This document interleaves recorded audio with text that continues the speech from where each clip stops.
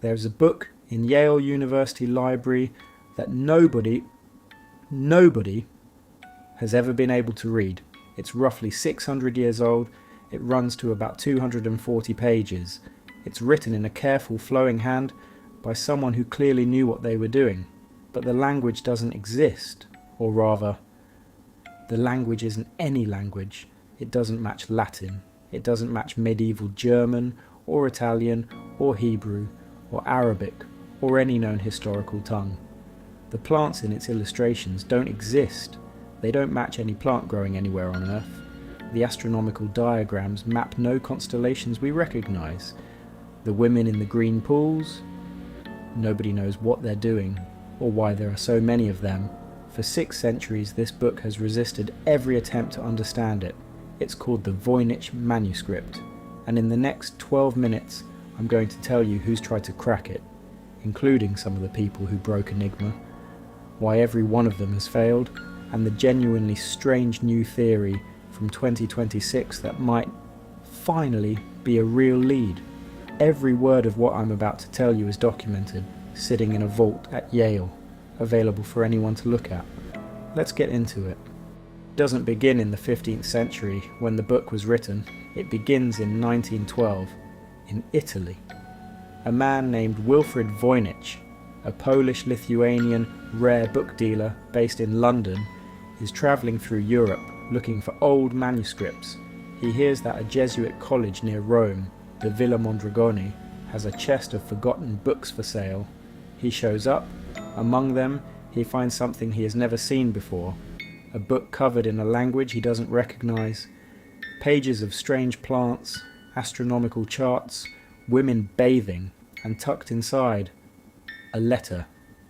The letter dates from 1666, almost 2.5 centuries before Voynich finds the book. Its author, a man named Johannes Marcus Marci, writes that he is sending along this strange book. He says it once belonged to the Holy Roman Emperor Rudolph II. He says Rudolph paid 600 ducats for it, a colossal sum, roughly $70,000 in today's money. And Marci offers a theory about who wrote it. He says, and this is in the letter, that the book was written by Roger Bacon, the 13th century English friar. The man sometimes called the first modern scientist. Voynich is electrified. He buys it, and he spends the next 18 years of his life trying to sell it. He sets a price of $100,000, astronomical money in the 1910s. Nobody bites, because the moment serious experts look at it, they hit the same wall everyone hits. They can't read it, they can't verify it. Wilfrid Voynich dies in 1930. The book is still unsold. His wife, Ethel, herself a famous novelist, author of a book called The Gadfly, locks the manuscript in a safe deposit box for nearly 30 years. She dies in 1960.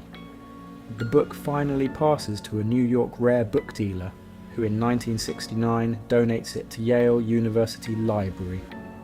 That's where it sits today, Yale's Beinecke Rare Book Library, catalogue number MS408. And finally, the scholars could really get to work. The more you understand what's in the manuscript, the stranger it gets.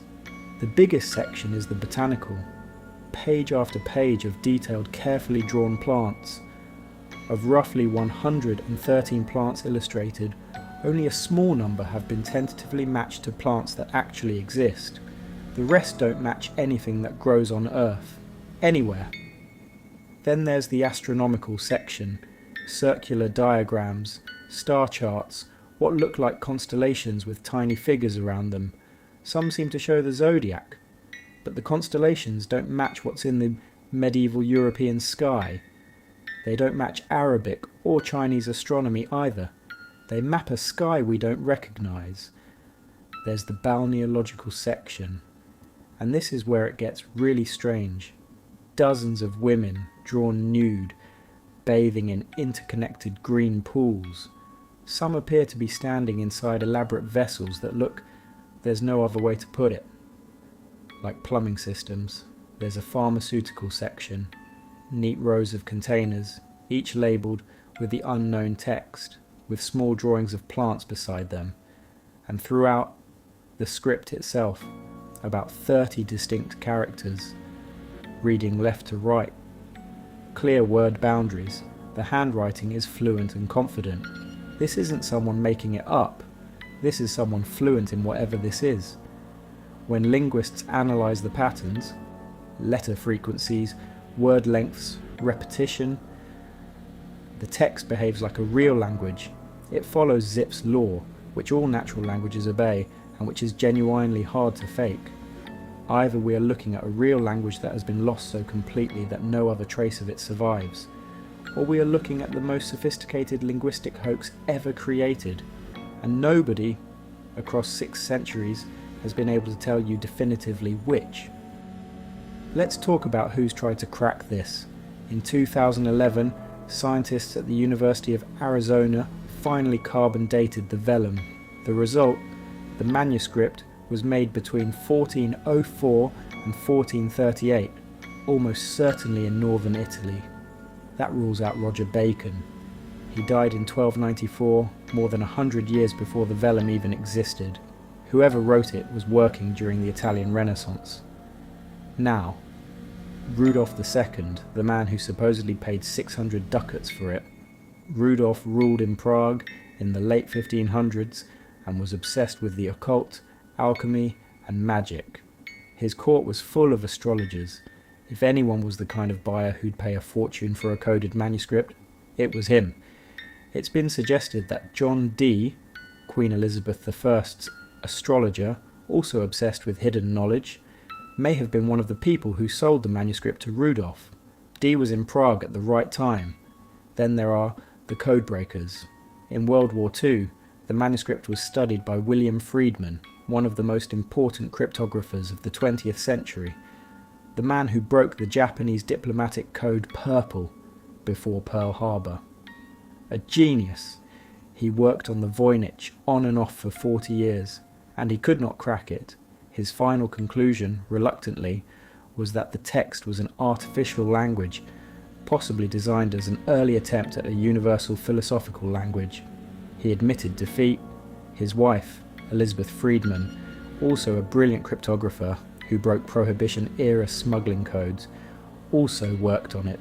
Same result. Defeated. In the 2000s, machine learning researchers turned their algorithms on the Voynich.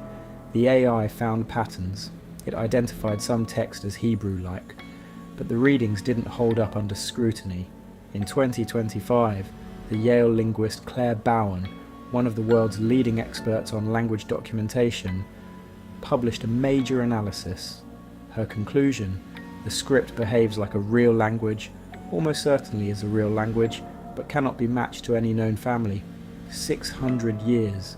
Every approach we have, every brilliant mind we can throw at it, and the book sits in its vault, unread. So where are we now? The most recent serious theories, the ones being argued over right now, are genuinely interesting. The first is sometimes called the censored medical guide theory, published in 2024 by a team of medievalists. They argue the Voynich is a women's health manual, a gynecological and obstetric guide, written in code because the subject was taboo in 15th century Europe. The bathing women in green pools in this reading are anatomical diagrams. The plumbing systems are illustrations of the female reproductive system. The plants are medicinal, herbs used by medieval midwives, perhaps never named in formal Latin texts. It's a compelling theory. It explains the strange illustrations and why the book would be coded in a Catholic Europe where female medical knowledge was suppressed. What it doesn't explain, why the language matches no known European or Mediterranean tongue. The second theory comes from 2026, this year, and is the strangest of all.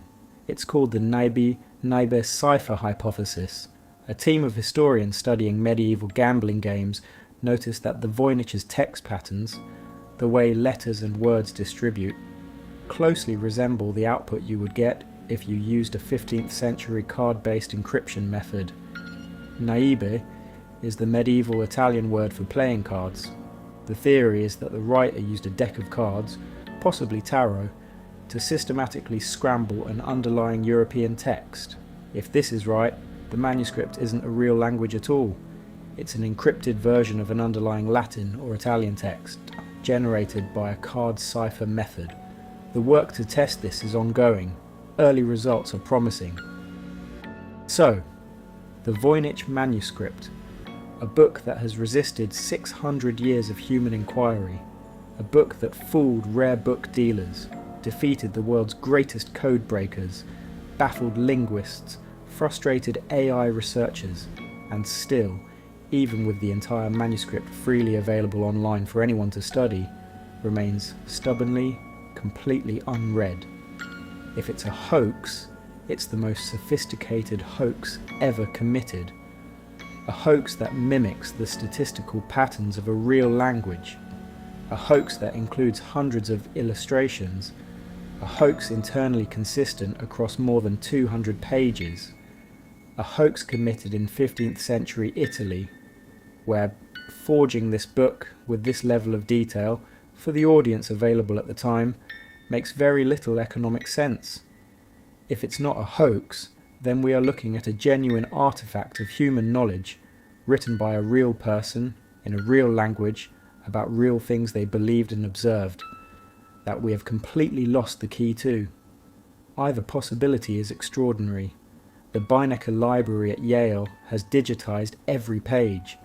You can look at it right now. Anyone can. Maybe the person who finally cracks it isn't a Yale linguist or a cryptographer. Maybe it's someone scrolling through the digitized pages on their phone. Maybe it's you. It's been 600 years. The book is still waiting. If you want to read more about the Voynich and the theories around it, the full story is on my blog at mystic-cove.co.uk. I'll be putting up an article shortly with all the sources. Thanks for watching. If you enjoyed this, hit subscribe. There's a lot more strange and forgotten history coming, and I'll see you in the next one.